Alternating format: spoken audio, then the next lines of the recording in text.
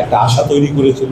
সেই আশা নিয়ে আবার শঙ্কা ছিল যখন নির্বাচন হচ্ছে কি হবে না, এবং সবাই মিলে যখন একটা সুন্দর নির্বাচন করা গেছে, এখন মানুষ সত্যি বিশ্বাস করছে যে সামনের দিনগুলো ভালো হবে।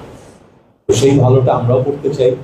আসুন আমরা একসাথে কাজ করি, সামনের দিনগুলোতে যে যার অবস্থান থেকে আমরা চেষ্টা করি।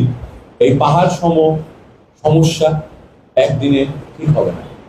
ধরেন আমাদের স্বাস্থ্য বিভাগে ডাক্তার সাহেবরা কাজ করছেন, স্বাস্থ্যকর্মীরা আছেন, নার্সরা আছেন, ওটা যেমন সত্যি অনেক কিছুই কিন্তু নাই।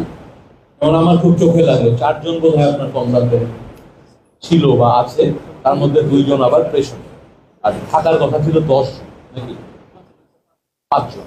তো দেখেন 5 জনের মধ্যে হ্যাঁ, তো অনেক আমাদের গ্যাপ, সেই গ্যাপগুলো আমরা পূরণ করার চেষ্টা করব। বিশেষ করে আপনাদের সকলের দোয়ায়, আল্লাহর রহমতে আমি যে স্বাস্থ্য ও পরিবার কল্যাণ মন্ত্রণালয়ের দায়িত্ব পেয়েছি, আমার নিজের পড়ালেখাও এই বিষয়ে, আগ্রহ এই বিষয়ে। তো আমি সারা দেশের জন্য যেমন চেষ্টা করব, অবশ্যই একটু পক্ষপাত থাকবে শাহজাদপুরের জন্য। আর বিভিন্ন বিভাগ থেকে আপনারা যে সমস্যাগুলো তুলে ধরেছেন, এগুলো তো আপনারা দিলেন, এবং এই আলোচনাটাও চলমান থাকবে। আমি মাঝে মাঝে আপনাদের থেকে জানার চেষ্টা করব।